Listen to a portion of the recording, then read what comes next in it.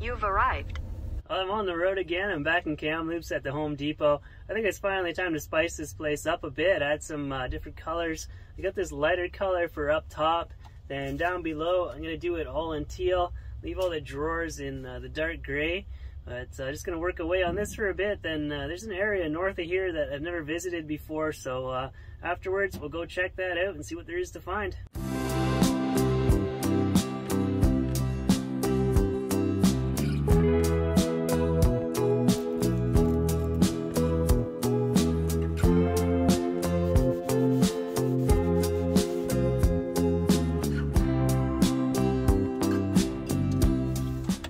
Well, this could be it. I think I'm onto something here. I just hit it all with sandpaper to dull the colors, and now I'm out of the prison cell, and I'm onto a street somewhere in Cuba. It's got that rustic character to it, and I like it. I believe it complements my amateur parking lot carpentry skills, so I'll carry on with this theme throughout the van. I left Lillooet a few days ago. On my last night there, somebody came by the van at 1 a.m. and they accused me of being a child kidnapper. It just it felt like a scene out of The Big Lebowski. It was so unreal. I couldn't really process what was going on. Maybe there's a local backstory there that I don't know about, but I decided that was my cue to exit.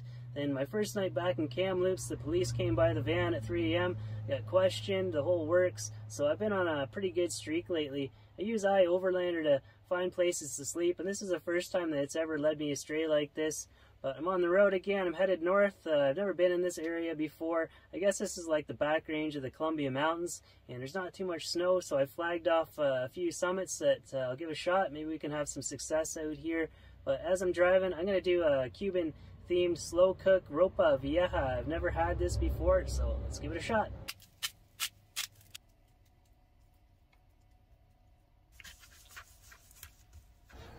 So now I'm going to brown this up a couple minutes per side with olive oil.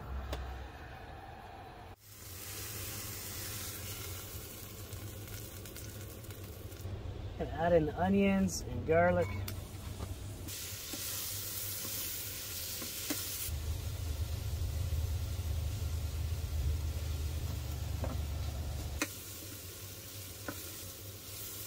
You may have noticed there's a nice fond on the bottom of the pot. So I'm going to deglaze it with this special socked beverage. I think this is how the professionals do it. Just a splash.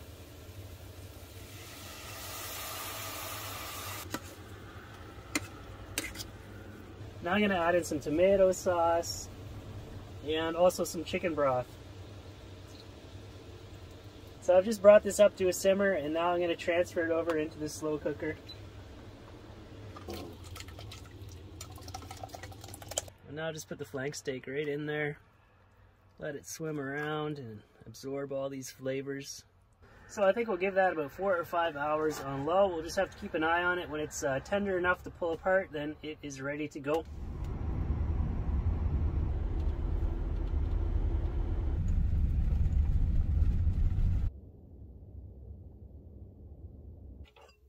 It's been 4 hours now. The meat feels really tender. I'm going to shred it all up now.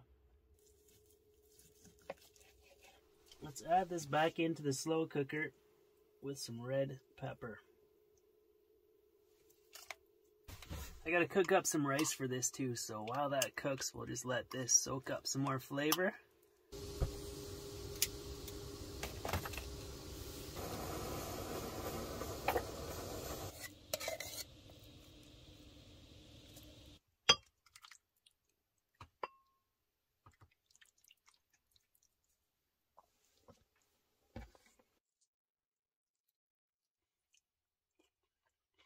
This is an interesting dish. I like it. I can see myself doing it again. So I'm up on this Raft Mountain Road right now. In the summer, you can drive this way up there, like within 2 kilometers of the summit. Right now, I think I'm about like 16 kilometers away from the trailhead. I took a stroll out there, and it looks like maybe a good distance of it has been packed down by the snowmobiles. So I may take a stab at it with my fat bike and see if I can get a summit in. but not tomorrow because the forecast is looking kind of grim. It's actually raining right now. So tomorrow I'll just putter around in the van with some small jobs, and maybe the next day we can make an attempt on it. But I heard like a creepy laughing noise out there in the bushes, so I'm just going to make sure the doors are locked and go to bed. Well, it's definitely not a summit day today. It's all clouded over, so we'll wait for tomorrow and give that road a shot then. So I'll just keep myself busy inside the van today. Got to paint up that shelf there and this stuff back here. I've also got this switch for my inverter that I'd like to install up here. You can see my inverter's on right now. It's drawing like 0.9 amps. So it's a good thing to turn it off when you're not using it, because that'll add up over time. The diesel heater also draws just a slight bit of amperage, so I like to turn that off as well when I'm not using it.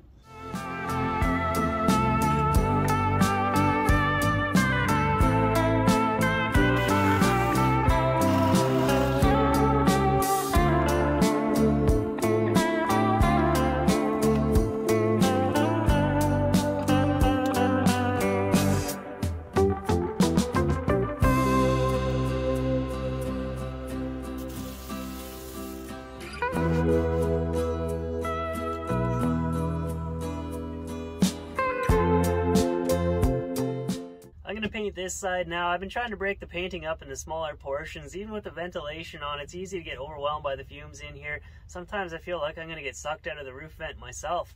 Then I got another small job to do. I still have to connect these fans and put a switch on them.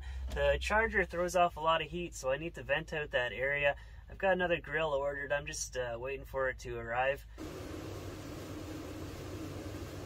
I'm going to redo that in white. The green is just too overwhelming right there. Then the switch for this, I'm going to put it right here.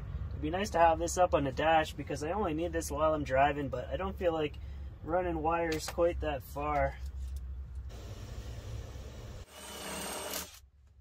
I'm glad that you're getting a good view of my arm as I do this.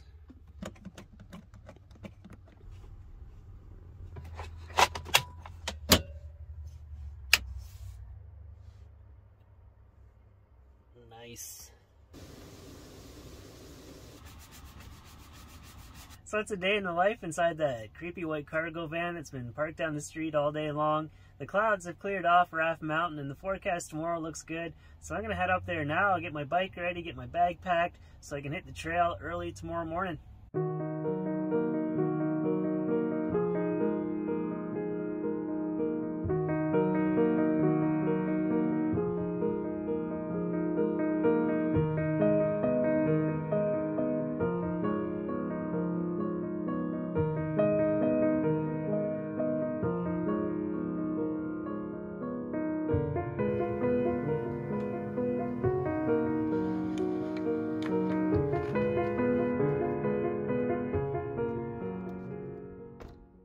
One last serving of this.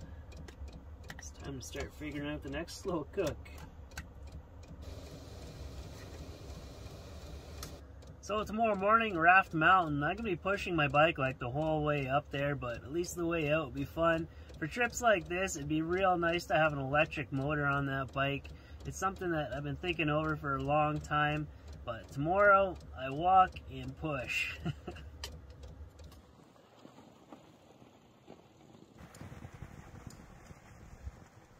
Well, I got about 2 minutes of riding in. I think I'm going to be spending most of my day just pushing up this hill. Even though it's packed out by snowmobiles, the snow still has some cushion in it, and there's just too much resistance. I'll burn all my energy out within like 5 minutes if I try to ride up this.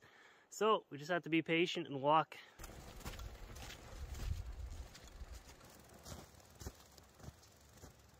I'm 5 kilometers into this now. The snow has gotten too deep. It's too hard to push the bike, and the snow is wet. It's another like 12 kilometers up there to the summit. It's pretty far on snowshoes, but I'm going to keep walking. I'll see what I can do.